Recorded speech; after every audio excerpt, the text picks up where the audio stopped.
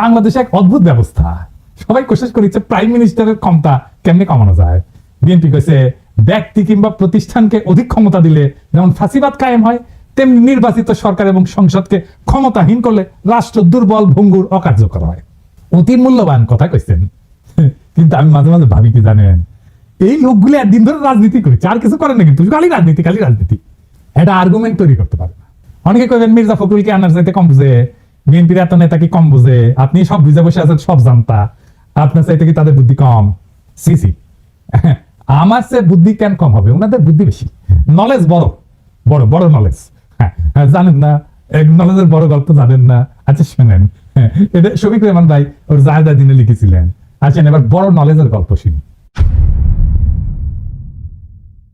তো ঘটক গেছে মাইয়ার বাপের কাছে বিয়ার পয়গাম নিয়া। তো বিয়ার কথা শুনে ক্ষুদ্র ভ্রাতারা উৎসুক হয়ে উঠছে, যদি কয়। তো ঘটক কইছে পোলা ভালো, বংশও ভালো, চাকরি করে, দেখতে শুনতে ভালো, রুচিবান, শিক্ষিত। তো মায়ের বাপ বলে সবই তো বুঝলাম, তো পোলার নলেজ কেঙ্কা? তো ঘটক একটু লাজুক মুখে কয় যে নলেজ বড়ই আছে, গোসল করার সময় টাইমে দেখেছি আমি, তাই উনাদের নলেজ বড় আছে, এত বড় নলেজ, কিন্তু আক্কেল কম। আমি যদি বিএনপি করলে আমি নিয়ে তাহলে কইতাম বাংলাদেশ রাষ্ট্রে কার ক্ষমতা বেশি? রাষ্ট্রপতি? রাষ্ট্রপতি না, প্রাইম মিনিস্টারের? তাও না। তাহলে কার বেশি? বুঝে ওরা কার বেশি ক্ষমতা? বুঝে না। বাংলাদেশের সংবিধান অনুযায়ী আদালত, আইন, জুডিশিয়ারি হলো রাষ্ট্রের সবচেয়ে শক্তিশালী প্রতিষ্ঠান। এমনকি সংসদ জনগণের প্রতিনিধিত্বকারী সংস্থা বেশি ক্ষমতা দেওয়া হয়েছে এদেরকে। প্রাইম মিনিস্টারের ক্ষমতা কমানোর চেষ্টা করছেন কে? উনি আদালতকে রেখে দিয়া, এটাতে কয় বিভ্রম। হাসিনা জুডিশিয়ারির শক্তিরে খায় ফেলেছিল, কিন্তু জুডিশিয়ারি যে সবচেয়ে ক্ষমতাবান, এটাই হলো বাংলাদেশের বিচার ব্যবস্থা, শাসন কাঠামো, রাষ্ট্রের সবচেয়ে বিপজ্জনক সংকট। আপনি পিএম রাষ্ট্রপতিকে সরাইতে পারেন, বিচৌধুরীকে সরাইল না খালেদা জিয়ার সংসদ। পিএম কে তো জিতে আসতে হয় সংসদে, ভোট কারচুপিকন, দামিকন, নৈশকন, যাই হোক, একটা ভোট তো করে দেখাইতে হয় যে বইছে ভোট, তাই না? পাবলিকের কাছে যাইতে হয়তো 5 বছর পরে ক্ষমতা ছাড়তে হয়তো, অন্তত নিয়ম আছে কাগজে কলম হইলে। আপনি তো বিচারপতি অপসারণ করতে পারবেন না। পারবেন না তা না, পারবেন, কিন্তু সেটা সুপ্রিম জুডিশিয়াল কাউন্সিলের মাধ্যমে। মানে বুঝেছেন তো, 3 জন বিচারপতি দিয়া সুপ্রিম জুডিশিয়াল কাউন্সিল। আমরা আর মামুরা, ওরা যদি মনে করে বিচারপতি ভুল করেছে তাইলে শাস্তি হবে, আর যদি মনে করে বিচারপতির চরিত্র ফুলের মতো পবিত্র তাইলে কিছু হবে না। হ্যাঁ, বিষয়টা না বুঝে দেখি, কারণ এটা গুরুত্বপূর্ণ। বিচারপতি বাংলাদেশে অপারেশনের একটা ব্যবস্থা আছে, নাম হচ্ছে সুপ্রিম জুডিশিয়াল কাউন্সিল। দেখে মনে হয় খুবই গুরুতর, ভারসাম্যপূর্ণ একটা প্রক্রিয়া। হ্যাঁ, কিন্তু এটা খেয়াল করেন, এই সুপ্রিম জুডিশিয়াল কাউন্সিল কাদের নিয়ে তৈরি? প্রধান বিচারপতি আরো 2 বিচারপতি, মানে বিচারকের বিচার করবে বিচারকই, বন্ধু বিচার করবে বন্ধু। যেন ধরা পড়া চোরের বিচার করতেছে চোরের মামা, এটা কি আপনি ন্যায় বিচার বলবেন? এই যে তত্ত্বাবধায়ক সরকারের আইন ছিল না, এটা কিন্তু সংসদ বানাইছিল, জনগণের প্রতিনিধিরা বানাইছিল, সেটা আদালত বাতিল করে দিল। তার মানে জনগণের প্রতিনিধি আইন বানাবে, সেটা চাইলে অনির্বাচিত আদালত বাতিল করে দিতে পারবে, যে আদালত কোথাও কারো কাছে জবাবদিহি করে না। তো এখন আপনি প্রশ্ন তুলতে পারেন, আপনি তো কন দাদা যে জুডিশিয়ারি, আইন এবং নির্বাহী, এটার একটা ব্যালেন্স থাকতে হবে, কন না? একজন একজনকে সেকেন্ড ব্যালেন্স করতে হবে, কন না? তো তাহলে জুডিশিয়ারি যদি এটা নাই পারে, তাহলে ব্যালেন্স থাকবে কিভাবে? গুরুতর প্রশ্ন। আসেন আর একটু বুঝে দেখি। তত্ত্বাবধায়ক সরকার আইনটা সংসদ পাস করেছিল, মানে জনগণের প্রতিনিধিরা এটা আইন করেছে, কিন্তু আদালত সেটাকে বেআইনি ঘোষণা করে বাতিল করে দিল। এই প্রক্রিয়া আদালত নিজেই হয়ে ওঠে সর্বোচ্চ ক্ষমতাধর, অথচ সে আদালত সরাসরি জনগণের কাছে জবাবদিহি করে না। এখানে একটা গণতান্ত্রিক দ্বন্দ্ব সৃষ্টি হয়, সংসদ বনাম আদালত, কার হাতে তাহলে চূড়ান্ত কর্তৃত্ব? এটা গুরুত্বপূর্ণ একটা রাষ্ট্রীয় প্রশ্ন, দার্শনিক প্রশ্ন, রাষ্ট্রনৈতিক প্রশ্ন। ধরেন ইসলামে, এটা একটু বোঝার জন্য যে আসলে কার হাতে চূড়ান্ত ক্ষমতা, এটা বোঝার জন্য আমি তো ইসলামী ধারণার একটা ব্যাখ্যা নিয়ে আসি। ধরেন ইসলামে আপনি আল্লাহ তাআলার কোন শরীক কল্পনা করতে পারবেন না। আল্লাহ ছাড়া কোনো উপাস্য নাই, লা ইলাহা ইল্লাল্লাহু মুহাম্মাদুর রাসূলুল্লাহ, হযরত মুহাম্মদ সাল্লাল্লাহু আলাইহি ওয়াসাল্লাম তার প্রেরিত নবী, আল্লাহর কোনো শরীক নাই এবং হযরত মুহাম্মদ উনার প্রেরিত নবী। এই ফান্ডামেন্টালটা না মানলে আপনি মুসলমান না। আপনাকে ইসলামের দরজা অতিক্রম করার সময় এই কলেমা উচ্চারণ করতে হবে। ঠিক সেইভাবে রাষ্ট্রের বেসিক ধারণা হচ্ছে জনগণ রাষ্ট্রের মালিক, এইটা আগে আপনাকে বুঝতে হবে। তার ক্ষমতা সার্বভৌম, গণ অভিপ্রায়, জনগণের আকাঙ্ক্ষা, এটা সর্বোচ্চ আইন। গণতন্ত্রে আইন বানানোর অধিকার কেবলমাত্র নির্বাচিত প্রতিনিধিদের। আইন প্রণয়নের সাংবিধানিক ক্ষমতা সংসদের হাতে, কারণ তারা জনগণের সরাসরি ভোটে নির্বাচিত, তারাই জনগণকে প্রতিনিধিত্ব করে, তারাই জনগণের ভয়েস। আর বিচার বিভাগ নির্বাচন প্রক্রিয়া অংশগ্রহণ করে না, তাই তারা প্রতিনিধিত্বশীল না। অপ্রতিনিধিত্বশীল আদালত কি প্রতিনিধিত্বশীল সংসদের সিদ্ধান্ত বাতিল করতে পারে? এটা গণতান্ত্রিক অসাম্য তৈরি করে। আদালতের এই ক্ষমতা মানে আইনসভা বা সংসদের আইনকে চ্যালেঞ্জ করার অধিকার সাংবিধানিক হইলেও সেটার একটা সীমা আছে। আদালতের কাজ হইল আইন সংবিধান বিরোধী কিনা সেটা যাচাই করা, এটাকে বলা হয় জুডিশিয়াল রিভিউ। কিন্তু আদালত সংবিধান নিজেই ব্যাখ্যা দিয়া এমন ভাবে পরিবর্তন করতে থাকে যেটা জনগণের ইচ্ছা অভিপ্রায়ের বিরুদ্ধে যায়, তাইলে আদালত নিজেই একটা স্বৈর শাসন হয়ে ওঠে, জবাবদিহিতাবিহীন শাসক শ্রেণী হয়ে ওঠে, আনঅ্যাকাউন্টেবল রুলিং ক্লাস হয়ে ওঠে। আদালত তখন গণতন্ত্রের অভিভাবক না, বরং গণতন্ত্রের বাধা হয়ে ওঠে। বাংলাদেশে সেটাই হয়েছে। আদালতের ক্ষমতা সীমাহীন হইলে ব্যালেন্স অফ পাওয়ার ভেঙে পড়ে। যদি আদালত চায় তাহলে সংসদে যে কোনো আইন বাতিল করে দিতে পারে। তাহলে কে বেশি ক্ষমতাবান, সংসদ না আদালত? আদালত। আবার সংসদ আদালতের বিচারপতিকে অপসারণ করতে পারে না, বুঝছেন? তাহলে এখানে সেকেন্ড ব্যালেন্সের কোনো ব্যাকরণ তো কার্যকর থাকে না। অর্থাৎ আদালত নিজেই একটা অদৃশ্য স্বৈরতন্ত্রের রূপ ধারণ করে। তত্ত্বাবধায়ক সরকারের আইন কোন একটা দলের ইচ্ছার ফসল ছিল না, তো এটা সর্বদলীয় ঐক্যমতে রচিত হয়েছিল, জনগণের আস্থার ভিত্তিতে এটা প্রতিষ্ঠিত হয়েছিল। আদালত এটাকে শুধুমাত্র ব্যাখ্যার খেলা দিয়ে বাতিল করে দিল। তাহলে তো আইনের যে একটা গণতান্ত্রিক ভিত্তি আছে সেটাই প্রশ্নবিদ্ধ হয়ে পড়ে। তো আদালতের তো একটা ভূমিকা থাকা জরুরি, কিন্তু কিন্তু সেটা সীমিত। সেটা কি আসলে আরেকটু বুঝে দেখি। আদালতের যদি ক্ষমতা না থাকে তাহলে তো ব্যালেন্স অফ পাওয়ার হবে কিভাবে, তাই না? এই প্রশ্ন তো সরাসরি চলে আসে। আদালতের কাজ হবে আইনের ভাষাগত নীতিগত ব্যাখ্যা এবং সাংবিধানিক সীমা নির্ধারণ করা, কিন্তু রাজনৈতিক সিদ্ধান্ত এবং প্রক্রিয়ায় হস্তক্ষেপ করে না। হাসিনার আদালত রাজনৈতিক সিদ্ধান্ত এবং প্রক্রিয়ায় হস্তক্ষেপ করছে। ভারসাম্য তখনই থাকে যখন আদালত, সরকার বা সংসদের অন্যায় রায় থামাইতে পারে, কিন্তু গণমতের চূড়ান্ত রূপ একটা আইন বাতিল করার ক্ষমতা সাবধানে এবং সীমিতভাবে প্রয়োগ করে। আদালত যদি এমন ক্ষমতা পায় যে জনগণের প্রতিনিধিরা যে আইন মানাবে তাই সে বাতিল করে দিতে পারে এবং সে নিজে কোনো জনগণের কাছে জবাবদিহিতা করবে না, তাহলে সে আদালত না, সে গণতন্ত্রের উপরে বসা এক নির্জীব অভিজাত শ্রেণীর নামমাত্র পোশাক। তত্ত্বাবধায়ক সরকারের আইনের অবলুপ্তি তাই শুধু একটা রায় না, এটা ছিল গণ ইচ্ছার বিরুদ্ধে আদালতের বিদ্রোহ। আর এই বিদ্রোহের পরিণতি আজ দেশের রাজনৈতিক দুর্ভিক্ষ, দেশের সমস্ত সংকট। এইবার আসেন সংস্কার নিয়ে আরো একটু গভীর আলোচনা করি। সরকার নানা ধরনের সংস্কার করছে। এই সংস্কার কারা করছে, কিভাবে করছে, এটা বুঝে কিনা সেটা একটু বুঝে দেখি। আজকের নতুন বাংলাদেশে সংস্কারের জন্য বিভিন্ন প্রস্তাব নিয়ে আলোচনা করা হইতেছে। আবার যাতে বিগত 15 বছরের ফ্যাসিবাদ, 72 বা 75 সালের ফ্যাসিবাদ বাকশাল বাংলাদেশে পুনরায় প্রতিষ্ঠিত হতে না পারে, সেজন্য নানা পক্ষ নানা মত প্রস্তাব নিয়ে আলোচনা করতেছে। এটার জন্য প্রফেসর ইউনূস একটা ঐক্যমত কমিশন করেছেন। সেটা সদস্য হচ্ছে আলী রিয়াজ, বদিউল আলম মজুমদার আর ইফতেখারুজ্জামান, তিনটা মাল, প্রথম আলোর মার্কা মারাল স্পেন্সার। এরা কি ধরনের প্রস্তাব দিতে পারে সেটা না বললেও চলবে। হ্যাঁ, ইফতেখারুজ্জামানকে আমি বাম্বু দিছিলাম না, একবার দিছিলাম না, মনে আছে না? হ্যাঁ, ওরা এনে বসাই দিতে পারছে। প্রথম আলো এইসব সুশীল প্রগতিশীল মালদের দিয়া 111-এর পরে সংস্কার করাইতে গেছিল। তখনকার ভারতের দালাল মঈনুদ্দিন ফখরুদ্দিন সরকার একই সুশীল প্রগতিশীলদের টোটকা প্রস্তাব দিয়া অধ্যাদেশ জারি করিয়া বিভিন্ন সংস্কার করছিল, যার প্রত্যক্ষ পরিণতি হচ্ছে হাসিনার ফ্যাসিবাদ। এক বেল তলাতে এই ন্যাড়া বুদ্ধিজীবী সুশীল এই জাতিকে কয়বার নিয়ে যাবে? 74-এর বাকশালী সংবিধান, হাসিনার ফ্যাসিজম, এসব তো আসমান থেকে নেমে আসে নাই। বারবার একই মার্কা মারা সব দালাল লেসপেন্সার, বুদ্ধিহীন, মূর্খ কামাল হোসেন, রেমান সোবান, ইফতেখারুজ্জামান, মতি, মাহফুজেদের টোটকা জাতিকে গিলায় বারবার আওয়ামী ফ্যাসিজম প্রতিষ্ঠার সুযোগ করে দেওয়া হইতেছে। এবারও সে একই চক্রান্ত হইতেছে, আর জাতি সে সমস্ত খেয়াল না করে বসে বসে আঙুল চুষিচ্ছে। আলী রিয়াজের আক্কেল জ্ঞানের নমুনা দেখেন। সংবিধান সংস্কার কমিটির রিপোর্ট ড্রাফট করার সময় সে কাদের কাদের পরামর্শ সে নিচে সেটা রিপোর্টের শেষে তালিকা খুলে লিখে দিছে। দেখেন কারা কারা আছে সেখানে। মাহফুজা নাম, শাহিনা নাম, জানেন তো মাহফুজা নামের বউ, মানে মাহফুজা নামের বুদ্ধিতে শুধু চলবে না, তার বউয়ের বুদ্ধিও লাগবে। এই মাহফুজা নাম হাসিনার সামরিক মারণাস্ত্রে গুলি চালায় ছাত্রজনকে হত্যা করার নির্দেশ দেওয়ার পরে সেটার পক্ষে বয়ান লিখে এডিটোরিয়াল পাবলিশ করেছিল, যাতে সরকার কঠোর হস্তে এই আন্দোলন দমন করে। বিপ্লবের শহীদদের রক্তের সাথে বিশ্বাসঘাতকতা কইরা এরকম একটা জানোয়ারের বাচ্চার পরামর্শ নেওয়া লাগছে নতুন বাংলাদেশের সংবিধান কিরকম হবে সেটা ঠিক করার জন্য। বুঝেন তাইলে? আরো আছে প্রথম আলোর মতি, খুশি কবি, সবচেয়ে বড় আওয়ামী লেসপেন্সার রেমান সোবান, মইনুল ইসলাম। হে খোদা, আমার উঠায় নাও, নয়তো দড়ি ফেলাও, দায় উঠে যায়। এর চেয়ে আওয়ামী লীগকে বলা হোক একটা সংবিধান ড্রাফট করে দিতে। উদাহরণে সংস্কারের বালসাল নাটক কইরা মানুষকে বোকা বানানোর দরকার কি? আর শহীদের রক্তের সাথে প্রহসন করার দরকার কি?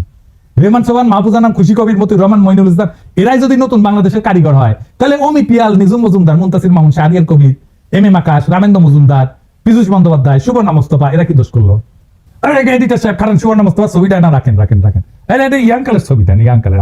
হ্যাঁ, এবার আছে। হ্যাঁ, তো আলী রিয়াজ, সুবর্ণা মোস্তফা তো আপনার যৌবনকালের ক্র্যাশ হওয়ার কথা ছিল, তাই না? আমরা মেনে নিলাম, হোক দেখলেন নি। এরা কি দোষ করলো? এদেরকে এই কমিটি থেকে বাদ দেওয়ার দরকার কি? ওদেরকে ঢুকাক, সুবর্ণা মোস্তফা আগে ঢুকাক, আমি পারমিশন দিলাম, দেখি কে কি করে। কারে তোমার সাহস সুবর্ণা মোস্তফা ঢুকাছে, আলী রিয়াজ সেটাকে বাগলা দেয়, আমি যে দাঁড়ামু, ওইটি লাঠি নিয়ে দাঁড়ামু। এই প্রথম আলোর সাজানো সংস্কার কমিটির নাটক এই রিপোর্টে তো ঢুকায় দেওয়া হবে। এই রিপোর্টে বিভিন্ন ভংসং প্রস্তাব দেওয়া হয়েছে যাতে দেশে আর কখনো ভাষা ফ্যাসিজম কায়েম না হয়। আইনস্টাইনের একটা উক্তি আছে যে insanity is doing the same thing over and over again and expecting different results. ইংরেজি যেহেতু কইছে ঠিকই কইছে, তাই না? আসলে ঠিক কথা কইছে। একই কাজ বারবার করে ভিন্ন ফলের আশা করাটা এক ধরনের ছাগলাম। বাংলাদেশের অবস্থা দেখে এই কথাই মনে হয়। একই কবিরাজের দেওয়ার টোটকা জাতিকে বারবার গিলাইতেছে, বারবার আওয়ামী লীগ আর ফ্যাসিবাদের ফিরে আনা হইতেছে। রেমান সোবান পাকিস্তান আমল থেকে গাজা গরিব বয়ান আর টোটকা দিয়ে জাতিকে ধ্বংস করিচ্ছে। উই কলে পিএইচডিও করতে পারে না, কেমবিসে গেছিল, এমএ কইরা ফিরে আসিছে। হ্যাঁ, তা হেডেমে কুলায় নাই। তাও এই হারামজাদার প্রতি সুশীলদের পীড়িতের ঘাটতির কোনো কমতি নাই। বন্ধু মানুষ এই হারামজাদা রেমান সোবান ছিল ইন্ডিয়াকে ট্রানজিট দেওয়ার ব্যাপারে 1 নাম্বার উকিল। এই রেমান সোবান কইছিল ট্রানজিট নিয়ে যে বিতর্ক সেটা অশিক্ষিত বিতর্ক। এই হারামজাদা তুই শিক্ষিত, তুই পড়াশোনা করছিস কতটুকু? সারা পিএইচডি তো করতে পারিস নাই, এমএ করে ফিরে আসিস সরকারি স্কলারশিপে যায়, বেশি বেশি বাতেলা জানিস। তারপরে এদের ঘুষ হয় না। আজকে বেশি মুখ খারাপ করলাম না, নাকি করে ফেলছি অলরেডি বেশি বেশি জানি না, বুঝছাও? মানে অভ্যাস হয়ে গেছে তো আমার মুখই খারাপ। আজকে আবার একটু আলোচনা করবো বাংলাদেশে কেন বারবার আওয়ামী ফ্যাসিবাদের উত্থান ঘটে। আসেন এটা আরেকবার একটু বুঝে দেখি। আগের এপিসোডে আলাপ করেছিলাম, আরেকবার একটু বুঝে দেখি। একটা রাষ্ট্রের 3টা অঙ্গ থাকে, একটা এক্সিকিউটিভ, লেজিসলেটিভ আর জুডিশিয়ারি। এই 3টা অঙ্গের সমন্বয়ে একটা রাষ্ট্র গড়ে ওঠে। এই লেজিসলেটিভ বা আইনসভা দেশে কি আইন হবে সেটা নির্ধারণ করে। এক্সিকিউটিভ সেই আইন অনুযায়ী দৈনন্দিন কাজকর্ম চালায় এবং পলিসি নির্ধারণ করে। তবে একটা রাষ্ট্রের সর্বোচ্চ পলিসি নির্ধারণ করে আইনসভা বা পার্লামেন্ট। কারণ এক্সিকিউটিভ আইনসভার পাশ করা আইন দিয়া চালাইতে বাধ্য, দেশ চালাইতে। এক্সিকিউটিভ কখনোই নিজে আইন বানাইতে পারে না। এমনকি কোন সভ্য দেশে আদালত বা জুডিশিয়ারিও আইন বানাইতে পারে না, বা পারার কথা না। আদালতের বিচারকেরা যদি নিজেরাই আইন বানায় সেটাকে রাষ্ট্রবিজ্ঞানের ভাষায় বলা হয় জুডিশিয়াল অ্যাক্টিভিজম। এই জুডিশিয়ারি কাজ হইতেছে এক্সিকিউটিভ যাতে নিজের এখতিয়ার বা জুরিসডিকশনের অতিক্রম করে অর্ডার জারি করতে না পারে সেটা দেখা। এর সাথে দেশে আইনসভা দিয়ে পাশ করা আইনের উপরে ভিত্তি করে বিভিন্ন কেসে সেই আইন অনুযায়ী রুলিং দেওয়া, আর দেশের সেই আইন অনুযায়ী ফৌজদারি এবং দেওয়ানি বিভিন্ন মামলার কার্যক্রম পরিচালিত করা। এটাই হইতেছে জুডিশিয়ারি কাজ। এখন আওয়ামী লীগ বিগত 15 বছর দেশে ফ্যাসিজম আদালতের মাধ্যমে কিন্তু প্রতিষ্ঠা করেছে। এটা মাহমুদুর রহমান কিন্তু বলে, খাইলকের মতো দালাল প্রধান বিচারপতি দিয়ে হাসিনা নিজের ইচ্ছা মতো যা খুশি রুলিং জারি করে। আওয়ামী লীগের সমালোচনা করা, যাকে তাকে আদালত অবমাননার মামলা দেওয়া। এই দেশে আদালত এখন ঠিক কি কাজ করে তা বোঝার জন্য আইন পড়তে হয় না, পত্রিকার ফেসবুক স্ক্রল করলেই চলে।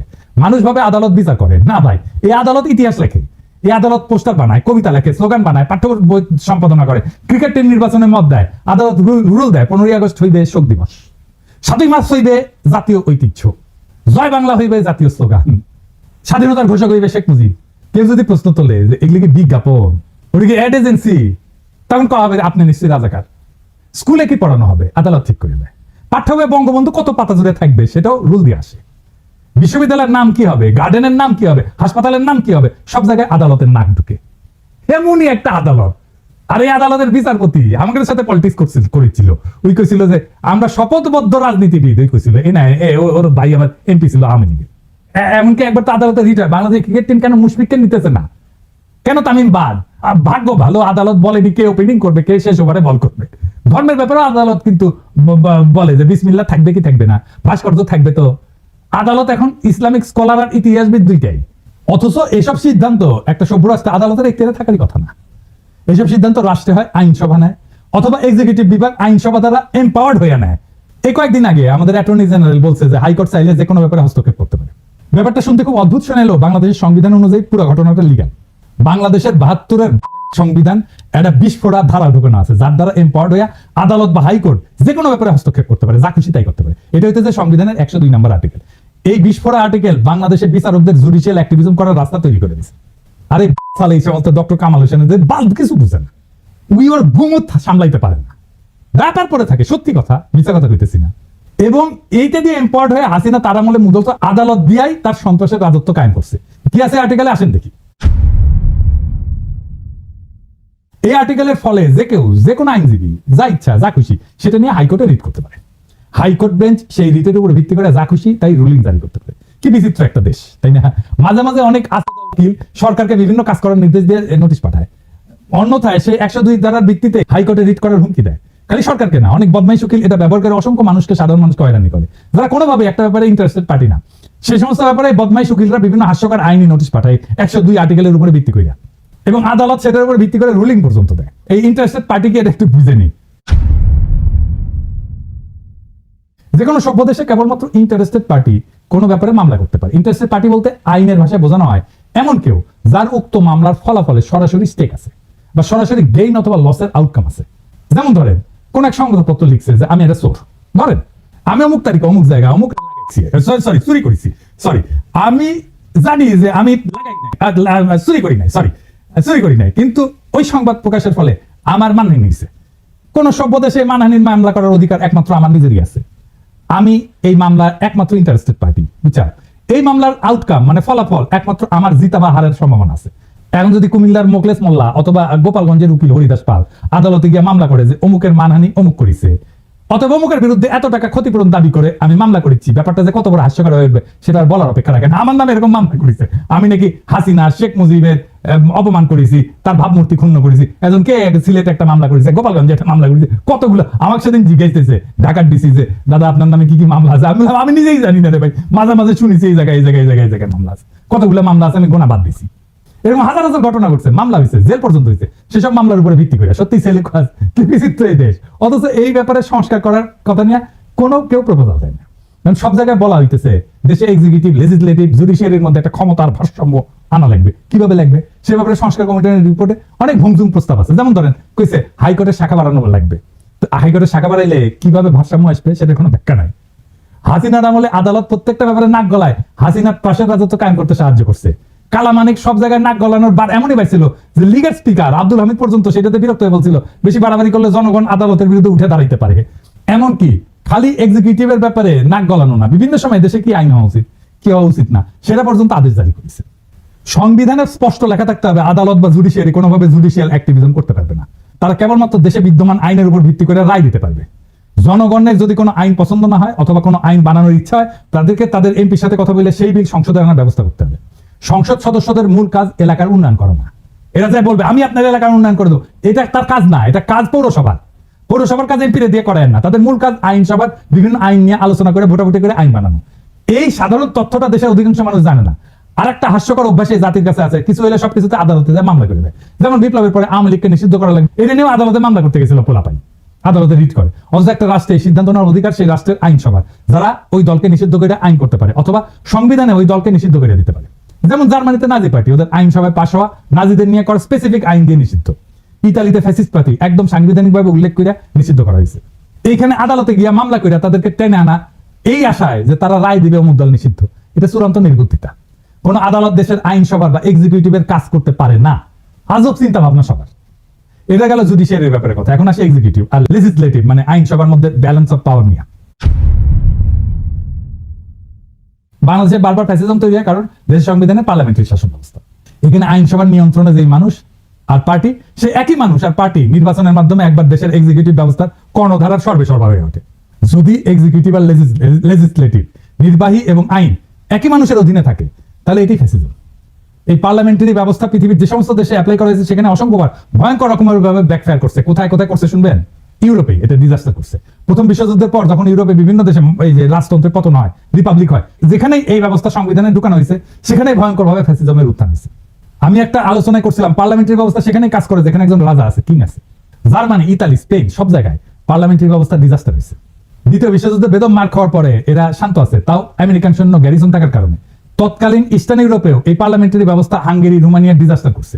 ফ্রান্সে যতদিন পার্লামেন্টারি ব্যবস্থা ছিল ততদিন ফ্রান্সে ততই অবস্থা ছিল, টালমাটাল অবস্থা ছিল। ফ্রান্সের থার্ড রিপাবলিক মানে 1870 থেকে 1940 পর্যন্ত এই 70 বছরে কয়বার সরকার বদল হয়েছে জানেন? শুনবেন, 101 বার। গড়ে 8 মাসে একটা নতুন সরকার আসতো। এরপর ফ্রান্সের চতুর্থ রিপাবলিক 1946 থেকে 1958, এই 12 বছরে কয়টা সরকার আসছে জানেন? 21টা সরকার আসছে। এই অরাজকতার ফলে বিভিন্ন কারণে 1958 সালে চার্লস দ্য গল ফ্রান্সের নতুন সংবিধান রচনা করে এবং ফ্রান্সে প্রেসিডেন্সিয়াল সরকার ব্যবস্থা রূপান্তরিত হয়। এখন কিন্তু এটা পঞ্চম ফ্রেঞ্চ রিপাবলিক। একটা রাষ্ট্রে যদি এক্সিকিউটিভ আর আইনসভা একই নির্বাচন দিয়ে নির্বাচিত হয় তাহলে সেটা ইউরোপে যেখানে ইনস্টিটিউশন অনেক স্ট্রং সেখানেই ভয়াবহ ডিজাস্টার করে। বাংলাদেশের মতো তৃতীয় বিশ্বের দেশ তো একটা ডিজাস্টার করবেই, এটাই স্বাভাবিক। আপনারা বসে বসে চায় যায় দেখবেন আলী রিয়াজরা যে করতেছে, দেখবেন 20 বছর পরে কি হয়। তখন আলী রিয়াজ দেখেন কি বলে, এটা একদম ডিজাস্টার করবে। ওরা বেশি বুঝে এই সমস্ত গুলোকে টেনেন্স, এরা রাষ্ট্র বোঝে না, রিপাবলিক বোঝে না, কিচ্ছু বোঝে না। আলী রিয়াজও বুঝে না, মনে করে ভাব দেখায়, বুঝে কিছুই বুঝে না। আচ্ছা দেখেন, আপনারা তো জানেন আমার তো কিছু সামান্য হইলে একটু ধারণা আছে, তাই না? আমার সাথে আলাপ করেছে, করেনি, আলাপ করবে না আমার সাথে, কারণ জানে আমার সাথে আলাপ করতে আসলে 5 মিনিট টিকবে না। এগুলো এই কারণে বাংলাদেশের নতুন সংবিধানে এক্সিকিউটিভ নির্বাচন আলাদাভাবে হইতে হবে। দেশে এক্সিকিউটিভের প্রধান হচ্ছে রাষ্ট্রপতি। রাষ্ট্রপতি নিজেই সরাসরি জনগণের ভোটে নির্বাচিত হয়ে আসবে। রাষ্ট্রপতি নিজেই এক্সিকিউটিভ, ডে টু ডে প্রশাসন আর পলিসি নির্ধারণ করবে। এর জন্য উনি একটা ক্যাবিনেট নিয়োগ দেবে বিভিন্ন এক্সিকিউটিভ ডিপার্টমেন্ট চালানোর জন্য। সব সিদ্ধান্ত রাষ্ট্রপতি নিজেই নেবে, কোনো প্রধানমন্ত্রী থাকবে না। রাষ্ট্রপতির মেয়াদ 4 বছর বা 5 বছর হবে, কিন্তু এক্সিকিউটিভ হিসেবে রাষ্ট্রপতি কোনো আইন বানাইতে পারবে না এবং উনার সমস্ত অর্ডার সিদ্ধান্ত বিদ্যমান আইনের মধ্যে থাকতে হবে। রাষ্ট্রপতি কোনো অধ্যাদেশ জারি করে আইনসভার কাজ নিজে করতে পারবে না। রাষ্ট্রপতি খালি দেশে বিদ্যমান আইনের বাস্তবায়ন করে একটা এক্সিকিউটিভ কাজ চালাইতে পারবে। দেশে কোনো আইনের দরকার হলে, আইন বাতিল করতে হলে আইনসভার মিটিং ডাকতে হবে এবং সেখানে কেবলমাত্র আইনসভার সদস্যরা ভোট দিয়ে কোনো সিদ্ধান্তে আসবে। এই সংসদের সদস্যরা সম্পূর্ণ আলাদা নির্বাচনে আলাদাভাবে জনগণের সরাসরি ভোটে নির্বাচিত হবে। দেশে যখন এক্সিকিউটিভ আর লেজিসলেটিভ মানে নির্বাহী এবং আইন এইভাবে সম্পূর্ণ সেপারেট হয়ে যাবে, তখন কেবল দেশে ফ্যাসিজমের উত্থান ঠেকানো যাবে। দেশের বাজেট আইনসভা পাশ করবে এবং পার্লামেন্ট রাষ্ট্রপতিকে যেই বাজেট দিবে, রাষ্ট্রপতি সেই বাজেট দিয়ে ওই অর্থ বছরের ব্যয়ভার বহন করবে। এখন সরকার বা এক্সিকিউটিভ চাইলে বা প্রাইম মিনিস্টার চাইলে যে কোনো মানুষের উপরে চাপাই দিতে পারে কর, কারণ এক্সিকিউটিভ আর আইনসভা একই জিনিস। তো রাষ্ট্রের দুইটা বিভাগ যদি একই হয়, তাহলে এটাই তো ফ্যাসিজম আর স্বৈরাচার। এই সমস্ত সুশীলদের মাথায় ঢুকিচ্ছে না, আমি এটা বুঝি না। প্রেসিডেন্সিয়াল ব্যবস্থাতে রাষ্ট্রপতি চাইলেই কর বাড়াইতে বা কমাইতে পারবে না, এবং ক্ষমতা সম্পূর্ণভাবে আইনসভার উপরে ন্যস্ত থাকবে। কিন্তু প্রাইম মিনিস্টার হাসিনা পারে। আইনসভার কাজ হবে আইন নিয়ে। রাষ্ট্রপতি মেয়াদের মাঝখানে আইনসভার একটা নির্বাচন থাকা লাগবে, মিড টার্মের মতো, যাতে জনগণ তাদের মতামত প্রকাশ করতে পারে রাষ্ট্রপতির টার্মের মাঝখানে। এই জন্যই আইনসভার একটা সদস্যের মেয়াদ হবে 2 থেকে 2.5 বছরের মতো। সংবিধানে কোনো 70 অনুচ্ছেদ থাকবে না, কারণ যেহেতু রাষ্ট্রপতি আলাদাভাবে নির্বাচিত এবং মেয়াদ নির্দিষ্ট, আইনসভায় দল বদল কইরা অথবা দলের বিপক্ষে ভোট দিয়া সরকার ফেলায় দেওয়ার কোনো প্রশ্নই আসতেছে না। প্রত্যেকটা সদস্য নিজের বিচার বুদ্ধির উপর ভিত্তি কইরা কোনো বিলে ভোট দিবে। রাষ্ট্রপতি যদি নিজের ইমেজ আর যোগ্যতায় একবার নির্বাচিত হয়ে আসে, এবং তাহলে রাষ্ট্রের এক পক্ষের আর এক পক্ষের পাঁচ হাতার কোনো প্রশ্ন ওঠে না। সুপ্পোজ এরকম হাসিনা কদম বুঝি করতো, সেটা আর হবে না। গত 3 মাস ধরে মাননীয় প্রধানমন্ত্রীকে সালাম করতে গেলে উনি আমার সালাম দিতেন না। তা আমি দেখতাম যে ওনার চরণের ধুলো আমি পাই না। আমার মিশ্র প্রতিক্রিয়া হচ্ছিল যে উনি কেন আমার সালাম নেন না, না থাক থাক বলে। এটাই বিএনপি আর জিয়াউর রহমানের আসল অরিজিনাল ভিশন। জিয়াউর রহমান আলাদাভাবে রাষ্ট্রপতি নির্বাচনে ওসমানীকে হারায় নির্বাচিত হয়েছিলেন। সংসদ নির্বাচন আলাদাভাবে হয়। রাষ্ট্রপতি সরকার ব্যবস্থার সাথে পাওয়ারফুল সংসদ আর প্রত্যেকের একটা ওয়েল ডিফাইন্ড জুরিসডিকশন, এটাই একমাত্র বাংলাদেশে ফ্যাসিবাদ ঠেকানোর উপায়। আলী রিয়াজ যে টোটকা দিছে যে সংসদ নেতা প্রধানমন্ত্রী আলাদা ব্যক্তি হবে, এটা একটা সলিউশন। আমি এটা নিয়ে এপিসোড করেছি না। এর ফলে কি হবে? এর ফলে হাসিনা প্রধানমন্ত্রী হয়ে সুপ্রিমাকে কাউকে সংসদের প্রধান বানাবে। এইসব প্রথম আলোর সুশীল প্রগতিশীলদের হাতুড়ে চিকিৎসা নিতে নিতে এই জাতি আর দেশ মরণ প্রায়। এটা যে কোনো মহলে বন্ধ করতে হবে। রাষ্ট্রপতি শাসিত সরকার ব্যবস্থা, যেখানে রাষ্ট্রপতি খালি সংসদের পাশ করা আইন আর বাজেটের উপর ভিত্তি করে অর্ডার জারি করতে পারবে, যেখানে কোনো জুডিশিয়াল অ্যাক্টিভিজম থাকবে না, একমাত্র এটাই হইতে পারে বাংলাদেশকে চিরতরে ফ্যাসিবাদ থেকে মুক্ত করতে। আজ আমরা ইতিহাসের এমন এক সন্ধিক্ষণে দাঁড়ায় আছি, যেখানে আর একটা বার ভুল মানে গোটা ভবিষ্যৎ হারানোর সামনে। আমরা সময় দিতে পারি না সেই সব তথাকথিত সংস্কারকদেরকে, যারা শতবার ব্যর্থ হয়েছে, তবু আবার তাদের সেই পুরানো ফর্মুলা চাপাই দিতে চায়। না, এবার আর হবে না। এই দেশের জনগণ এখন জানে গণতন্ত্র মানে পোস্টারে লেখা কথা না, জনগণের হাতে থাকা আইনের মালিকানা। জনগণ এখন বুঝে গেছে বিচার ব্যবস্থা যখন ফ্যাসিবাদের হাতিয়ার হয়ে ওঠে, তখন তার সংস্কার না, প্রয়োজন হয় রূপান্তরের। আমরা চাই না আরেকটা হাসিনা, আরেকটা বাকশাল, আরেকটা মুজিব, আরেকটা 72-এর ক্লোন রাষ্ট্র। আমরা চাই এমন এক নতুন শাসন ব্যবস্থা, যেখানে আইনসভা, নির্বাহী এবং বিচার ব্যবস্থা পরস্পরকে নিয়ন্ত্রণ করবে। প্রভু না, হবে পর্যালোচক, যেখানে রাষ্ট্রপতি হবে জনগণের সরাসরি ভোটে নির্বাচিত এবং সংসদ হবে মুক্ত বিবেকের মঞ্চ, কোন নেতার পদচুম্বনের জায়গা না। প্রিয় দেশবাসী, এটাই সেই সময় যখন ইতিহাস তৈরি হয়। প্রশ্ন একটাই, আপনি কি এই ইতিহাস গড়ে ওঠার অংশ হবেন, না এই জাতির আরেকটা প্রতারণার সাক্ষী হয়ে থাকবেন? আসেন, সুশাসনের জন্য, জবাবদিহিতার জন্য এবং সবচেয়ে গুরুত্বপূর্ণ এই দেশটাকে ভালোবাসার জন্য একটা নতুন সূচনার দাবিতে গর্জে উঠি। এবার আর সংস্কার না, রূপান্তর চাই। এই রূপান্তরেই মুক্তি, এই মুক্তিতেই নতুন বাংলাদেশ। সেই নতুন বাংলাদেশকে আমাদের গড়ে তুলতে হবে, আনতে হবে সবাই মিলে আবার একসাথে। ইনকিলাব জিন্দাবাদ।